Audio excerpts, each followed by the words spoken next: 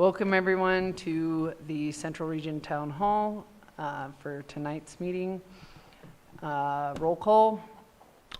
Chair Schwinger. Here. Member Gonzalez. Here. Member Pearson, I'm here. And then Member Pratt and Member Blue are absent. All right, and I'd like to say thank you, Amanda, for your willingness to be on the board, and welcome. Thank you. All right. So to item number 2, the consent agenda, approval of minutes of October 20th, 2025 regular meeting. So we did not have minutes for last month's meeting as we didn't have a quorum. Move approval if there's no comments. All right. Second. All those in favor? Aye. Aye. All right. Item number 3, discussion and possible action, including acceptance of an update from the North Shore Fire District Chief. Welcome, Chief Banks. Right here. Yes, sir. Hey, everybody. Those of you that don't know me, my name's Shannon Banks. I'm the interim fire chief for North Shore Fire Protection District. What I was going to do is just give you guys a quick overview of what we got going on at the department right now, and then open it up for any questions. So at our last board meeting, the board did pass unanimously that we will be going for another tax measure in November of 2026. The fuels crew is staffed at 11 personnel right now. We just interviewed a bunch and made offers to 5, so that'll put us at 15, back to where we're supposed to be. So some of the projects they're working on, they just bid the Lucerne Park right over here, right? The creek bed. They're going to be going through there and cleaning all the blackberries and all the debris out of the creek. They're also doing community chipping periodically whenever the orders come in, and the majority of their work's been in Lucerne, or the Kelseyville Riviera on the fuel breaks over there in Riviera West area. As far as the fire EMS side, our staffing right now, we're at 6 paramedic firefighters, 11 EMT firefighters, 1 battalion chief, and 1 interim chief. That's our line staff. We have 4 currently that are in medic school, 4 current EMT firefighters that are in medic school right now. Hopefully, it's about a year process by the time they finish school and internships and all that stuff. Hopefully we can get them on board within a year. Some of the upcoming events we have the annual toy drive at Station 85 and Station 75, starting Saturday at 7:05, and then the following Saturday at 8:05. That's Clear Lake Oaks and Nice, for those of you that don't know the station numbers. I forget that sometimes. And then this Friday we have a portable hydrant demonstration that all the Lake County fire chiefs are going to. It's for those of you that are in the know about the local water districts. It's been I don't want to say a battle, but a struggle for us not to overtax the water systems when we have structure fires or wildland fires. So one of the mitigation measures we're looking at is this portable hydrant system. So basically what it is, a pump that's plumbed into a PVC hydrant that's portable. You set it up in a stagnant water system like the lake or the river or a pond, and once you get it primed and get water flowing to the hydrant, all you have to do is push a button at the hydrant and it starts the pump back up. So you don't have to have anybody standing there to staff it. It's basically to prepare us for if we have a catastrophic fire so we can get off the water system of the local water districts. There's some other things we're looking at too. Some of the ranch owners have offered to donate large ag pumps to pre-stage, one on this side of the lake, one on the other side of the lake. The problem with those is they're big and they're cumbersome, and it takes a while to set them up. But on a large fire where we're talking days of water usage, something like that would come in real handy too. Some of the recent events that we've had lately, we had the light parade in Upper Lake where we had Santa Claus at the fire station. It went off well this weekend. We had open houses at Station 75 and 80 last month.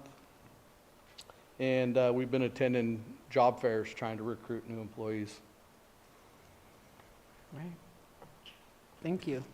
Any, yeah, yeah, we've been busy, yeah. You're making progress, thank you. Yeah, thank you. Anybody have any questions? Yes, sir? The tax measure you say that's it, property tax? Correct. Yes, sir.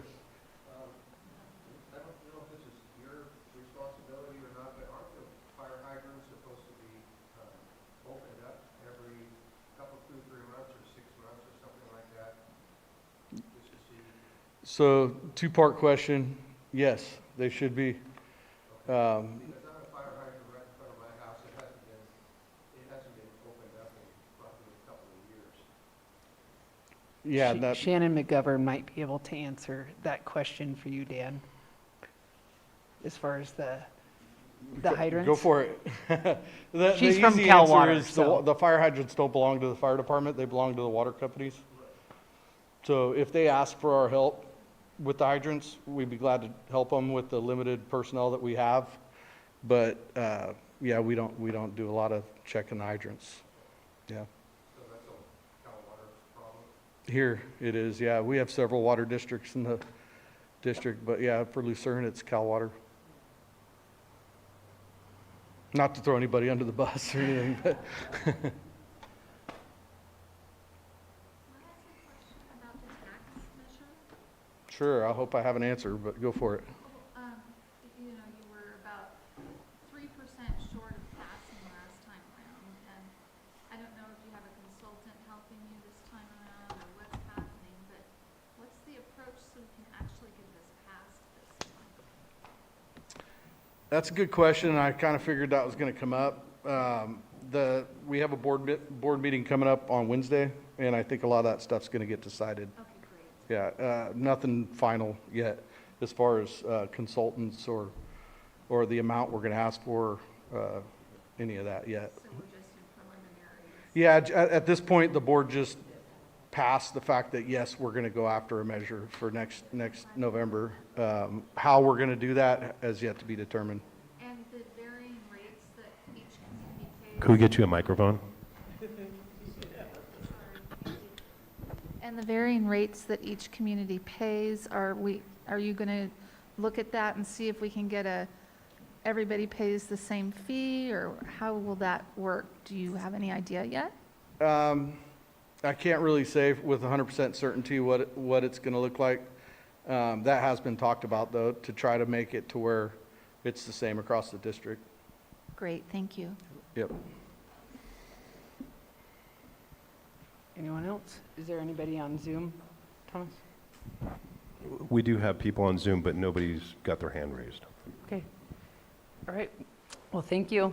All right, you bet. All right. Item number 4, discussion and possible action, including acceptance of an update regarding Cal Water work on 14th and 15th Avenue in Lucerne.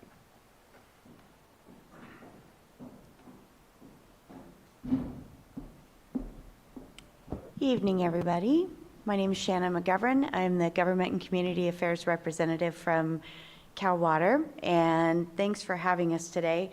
I have an update on our project that's been going on. It started September 8th, completed on November 19th on 14th and 15th Street, but we still have some paving left to do. And so both projects included installation of close to 1,700 feet of 6-inch PVC main.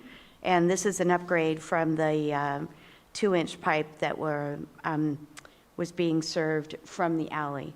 So we've moved the pipe from the alley into the street, which is safer for both our crews, gives a little bit better access for public safety too if they need to access that.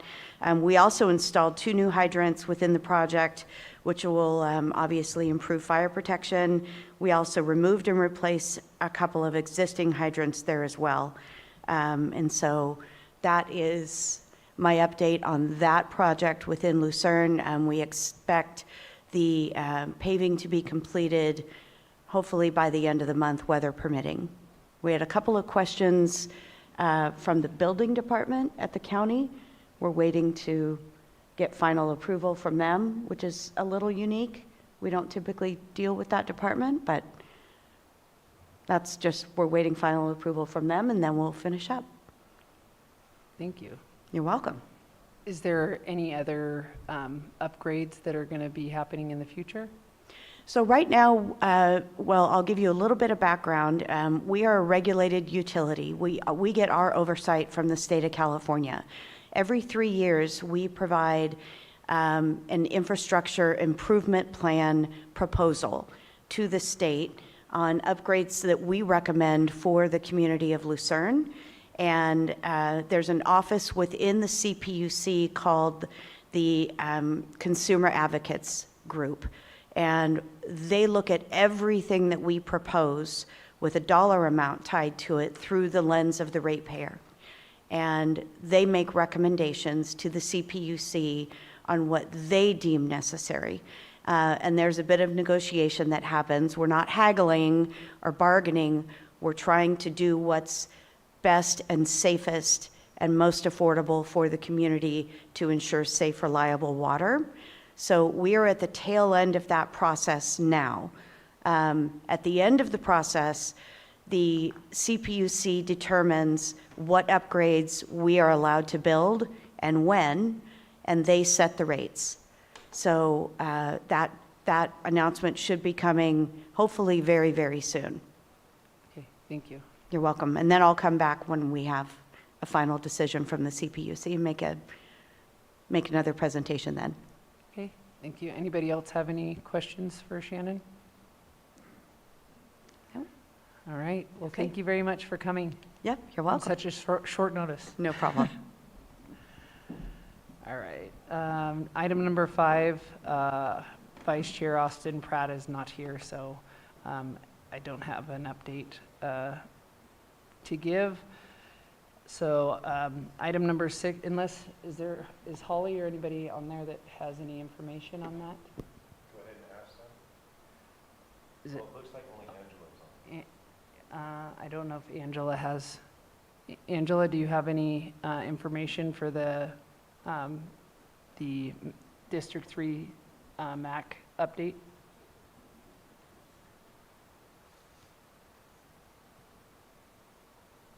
No? Okay, all right. Okay, that's all right. All right, item number 6, discussion and possible action, including acceptance of an update from Supervisor Crandall.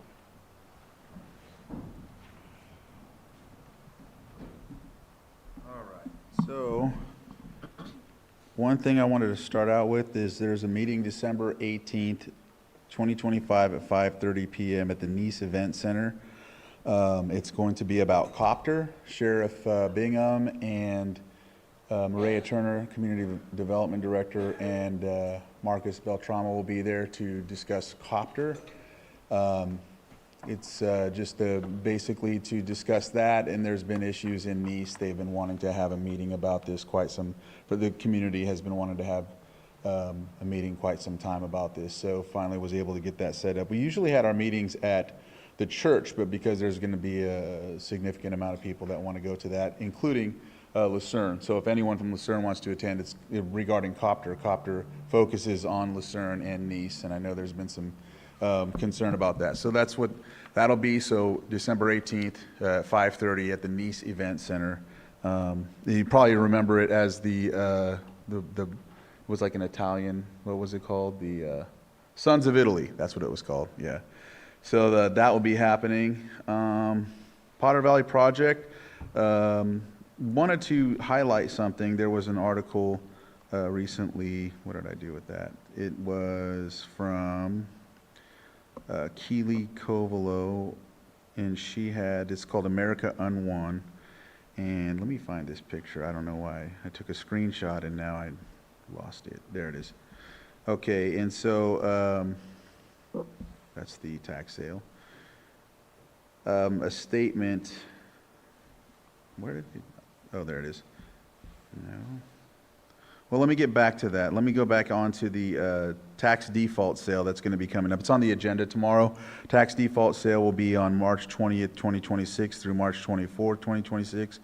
All of the properties that are listed are in that agenda item, and just, we'll be voting on that tomorrow, basically, to see when that comes forward, or actually to make sure that comes forward.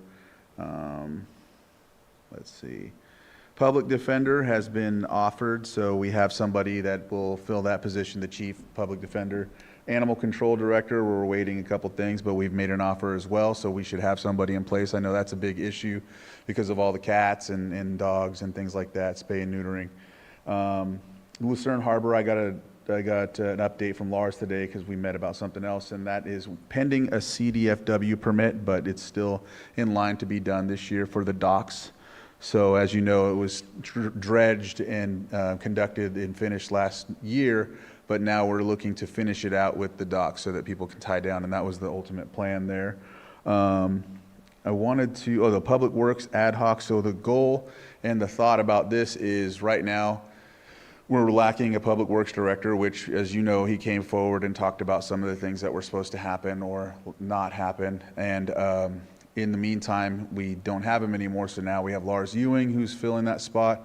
We're looking at potentially including public services and public works together, so that way it can be an all-encompassing, department. They do this in different counties, Placer, Sonoma, and also Marin County, and so we're looking at a model in that capacity, but we'll look how that goes in the future. And that's where I seen Lars today and talked about it. Let's see, the hydrants, I'm glad that was mentioned because I know we did, when we were, the Lake Risk Reduction Authority had meetings, ad hoc meetings over in, I know we had one in Lower Lake, and that was with the water purveyors. Water companies would come forward and talk about the hydrants, the issues when it comes to fires, and emergencies when the tanks would be used and they would run out of water. So they were looking at a plan to work on that, and they discussed the fire hydrants as well. And it became an issue as well during, I want to say 2021, there was a fire in Clear Lake Oaks, and the Cloud group had run out of water. You okay? Okay, yeah, just want to make sure. Yeah, so they had the water run out, and there was also issues with, excuse me? Oh, okay. I thought maybe she had something to include. All right. So there was an issue with the cyanobacteria and whatnot. So there was also a problem with not only the lack of water because of the drought, but also the issues with, using it for that fire that took place. It was like on First Avenue in the, in the Keys. So, anyhow, there became a discussion between the Clear Lake Oaks Water District and the fire departments, which the fire departments had stated exactly what you said. There's no responsibility on your behalf, but they did know how to do it and offered the same thing to the water department. The water department or the water company was saying, well, the county signed it over to us, so there should be something there, and that's where it really became I don't know if it's us or them. Special districts also got involved, so there's always this like conundrum of whose responsibility is. And I actually thought about it when Coach Robbins, how did it work when you were the chief? Can you get him the mic? Yeah.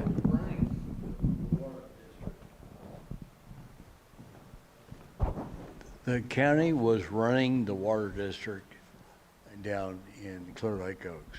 And hydrants, we had to buy the hydrants, But then we found out from the PUC after a meeting in this room a few years later that we didn't have to buy those. They had to be legally 300 feet apart, and they were up to the water company to purchase those and supply them. Also the color coding of the flow. But we did always test the hydrants to make sure we had proper flow. That's in NFPA standards. Okay? Well, we're going to have to figure out what's going on between how that's going to work, because I know that when it came to the situation before, I know that the CEO of the Clear Lake Oaks Water District was really adamant that it was the county's, responsibility, and the county was adamant that it's theirs now, and so But that helps, that's going to help too with that further discussion. Let's see, and I have this article right here. There it is. Okay, so I'll just read you the statement. The secretary, as a matter of fact, we met with Secretary Rollins and the group from the admin USDA a few months back talking about the Potter Valley project and looking at trying to get some we sent a letter at the beginning of the year to the administration to try and help with the situation at the Potter Valley Two Basin Solution Project, Scott Dam, and all of that. In doing so, a few months later, we started making headway with the help, of course, of American On One with Keeley. And the most recent statement came out, and Secretary Rollins says, "I want you to know you are not alone in this righteous fight, which strikes at the very heart of our freedom. The Trump administration is listening, and we are committed to working across the government to protect Potter Valley's water supply and the communities and prime farmland that it serves." So whatever that means, I think it means what it says, but at the same time, it looks like they're going to be, watching the situation. They've also put something into FERC to intervene, as we have, and actually a few other agencies have as well. So as you know, we're continuing to fight that fight when it comes to the Potter Valley Dam, and we'll see how it goes from there. Yeah. Right. Thank you. All right. Any questions for Supervisor Crandall? Anyone on Zoom? No one on Zoom. All right. Thank you. All right. Item number 7, public comment. A citizen has up to 3 minutes to provide input on any item not appearing on the agenda. These items can often be further discussed on a future agenda if the CERT Council agrees to add it for a future item. Does anybody have any public comment? All right. Well, with that being said, is there any announcements? We probably need to announce for probably a new person. Okay. One of our members hasn't been made. Okay, so, and when will that, they just need to get on the, Now will be because at the beginning of the year, we end up doing so anyhow, so whoever's on would reapply. But, there could be a potential for, someone to, considering one of our members hasn't made it for quite some time now, probably could be replaced or unless he wants to come back and reapply. We'll see how that goes. I know Austin has had, other issues, which I know he'll be back. So, but either way, whoever's in the position or would like to reapply, and that's what we do each year. There's a reappointment, so, because it staggers. yeah, every other year, depending on the appointment. I was going to ask you, Jay, are the term dates available on the website? Yeah, they should be, but I can also ensure they get them out, that. I don't remember if I'm this year or if I was last year. Yeah. Well, we can get it out and you just reapply and go from there, yeah. All right, well, if anybody's interested in applying to be on the Central Region Town Hall, you can go to the Lake County government's website. It's under like municipal advisory committees or something, right? All right, any announcements?